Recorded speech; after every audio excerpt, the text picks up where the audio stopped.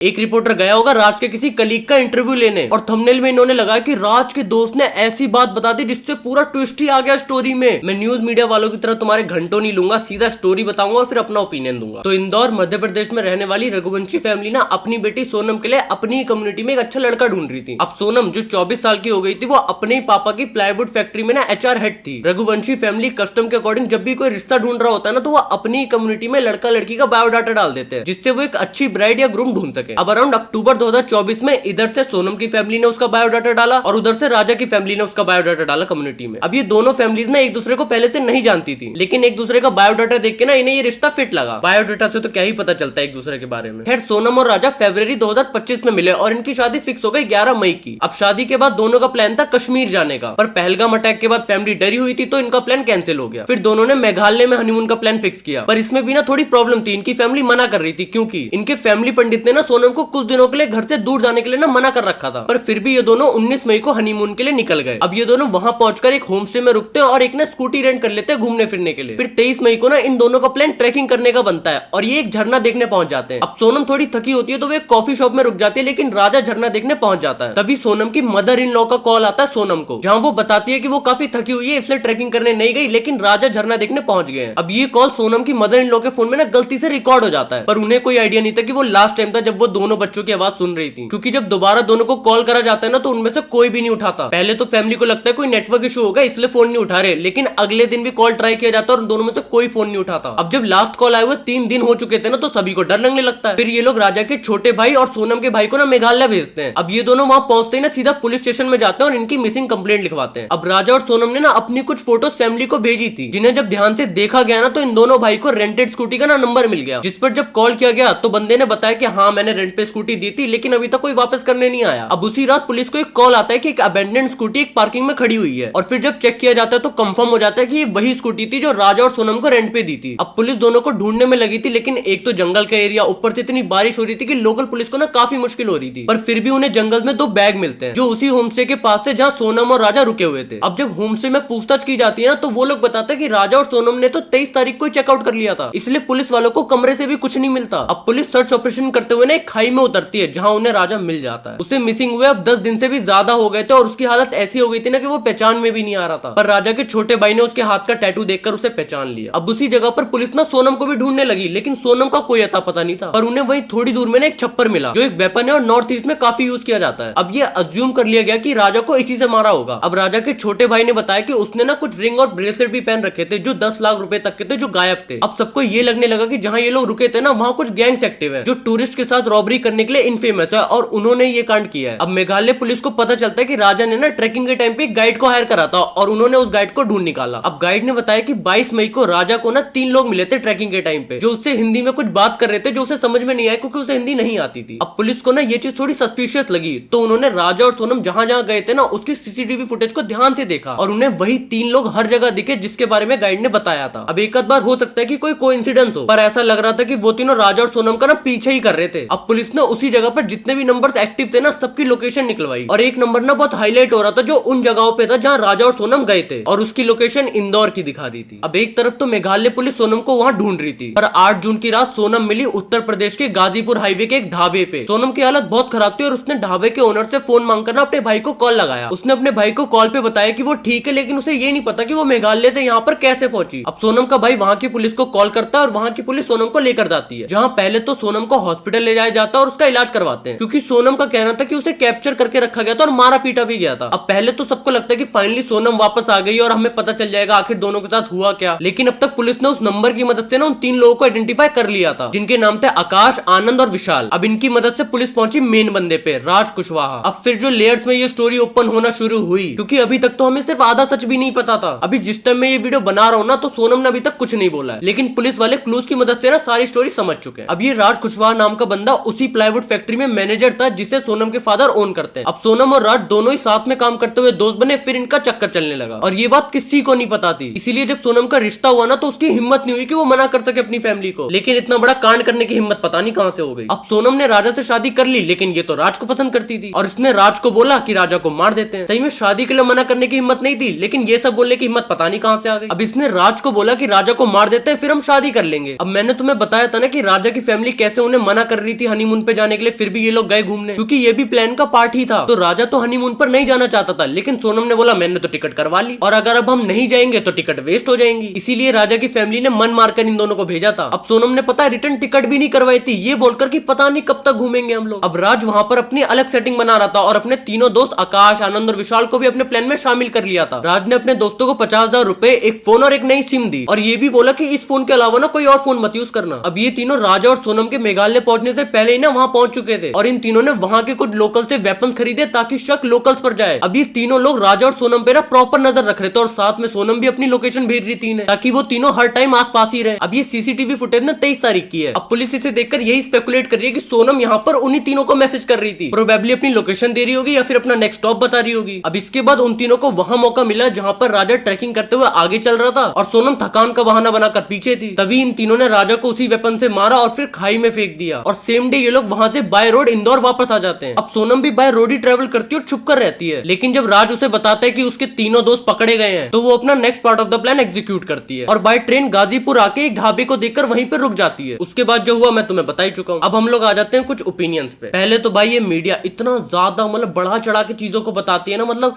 मैं तुम्हें एक एग्जांपल देता हूँ। मीडिया वालों को ना दोस्त और कलीग के बीच का ना डिफरेंस नहीं पता। एक रिपोर्टर गया होगा राज के किसी कलीग का इंटरव्यू लेने और थंबनेल में इन्होंने लगाया कि राज के दोस्त ने ऐसी बात बता दी जिससे पूरा ट्विस्ट ही आ गया स्टोरी में, और उसने वीडियो में कोई ऐसी बात नहीं बताई, वो बस बता रहे थे कि कैसे रहते थे, कैसे काम करते थे। एक वीडियो आई मेरे सामने जहां पर सोनम के भाई के ऊपर ना ये लोग चढ़े पड़े, मीडिया वाली माइक उसके मुंह में ठूस रहे हैं भाई, जैसे उसने कांड किया हो। मैं तुम लोगों से यही बोलूंगा, ऐसे केसेस जब भी आते हैं ना वेट करा करो किसी लेजिट बंदे का कि हाँ एक पूरी वीडियो आएगी और खत्म बात। इन मीडिया वालों को जितने व्यूज दोगे ना ये उतनी और फालतू की चीजें लाएंगे। अब दूसरी बात, लोग ना ये सवाल करने लग गए कि आजकल लड़कियां क्यों कर रही हैं ये सब। पहले ड्रम वाला केस आया, फिर ये। तो मैं तुम लोग को बताता हूँ एज अ क्रिएटर जो क्राइम वीडियोस कवर करता है, मैं दिन के इतने सारे केसेस पढ़ लेता हूँ कि मैं तुम्हें बता सकता हूँ कि इक्वली हो रहा है कांड। मेरे वर्ड बुरे लगेंगे लेकिन आजकल ना ये लड़कियों वाला ना ट्रेंड में चल रहा है। एक कोई हॉरिफाइंग केस आता है जो लड़की ने करा है तो उसके बाद ना ये लोग लड़कियां जो केसेस में लड़कियां इन्वॉल्व होती है ना उसको लाके उछालने लगते हैं। एक्चुअल प्रॉब्लम की बात नहीं होती, इन्हें बस चाहिए होती स्टोरी। अब वो बंदे जो बोलते हैं ना तो अरेंज मैरिज ना लव मैरिज, अब हम कोई मैरिज नहीं करेंगे। तो मेरे भाइयों और बहनों एक बार इंटरनेट से बाहर निकल के ना असली समाज में लोगों के साथ बैठो। हर घर में ये सब नहीं हो रहा। सिर्फ इन केसेस के चक्कर में अपनी लाइफ का इतना बड़ा डिसीजन मत ले लो भाई। शादी करना, बच्चे करना, फैमिली बनाना ना बहुत अच्छी चीज है भाई, करनी चाहिए सबको, और जिनको नहीं करनी ना वो भी गलत नहीं है, लेकिन इन केसेस के चक्कर में ये वाला डिसीजन मत बनाओ। दुनिया घूमो, देखो और अपने डिसीजन ना खुद बनाओ। और अब आ जाते हैं एक ऐसी चीज के जिसके बारे में भाई मैं क्या ही बोलूं। तो राज कुशवाहा की जैसी फोटो आई ना सामने तो बंदों ने कमेंट में पता है क्या लिखा है, अरे ये तो कितना काला है, इसके पीछे ये कांड कर दिया, ये तो भाई गटर साफ करने वाला भी नहीं लग रहा। नहीं, तुम्हारा कहने का मतलब क्या है? अगर सोनम ने टॉम क्रूज के चक्कर में ये सब करा होता तो क्या सही होता? मुझे सच में समझ नहीं आता लोग शक्ल पे सीधा कैसे पहुंच जाते हैं, किसकी शक्ल कैसी है। अरे अगर बहुत ज्यादा स्मार्ट भी होता बंदा तो क्या सही था ये जो हुआ। मैंने ना मोरल पुलिसिंग वगैरह ना बहुत पहले छोड़ दिया मैं, क्योंकि मुझे पता है मैं रुकूंगा नहीं अगर मैं करने पे आया, ये और लंबी खींच दूंगा वीडियो में। बट कभी कभी बहुत ज्यादा गुस्सा आता है कि कैसी बातें करते हैं लोग। एक्चुअल इशू के बारे में ना कोई बात नहीं करेगा। खैर तुम लोग को अगर ये वीडियो अच्छी लगी तो प्लीज सब्सक्राइब कर देना, लाइक कर देना, बहुत हेल्प होती है चैनल की। और मैं जल्दी ही दूसरी लॉन्ग वीडियो भी डाल दूंगा, लिख रखी है भाई, शूट करके बट डालना। बाय।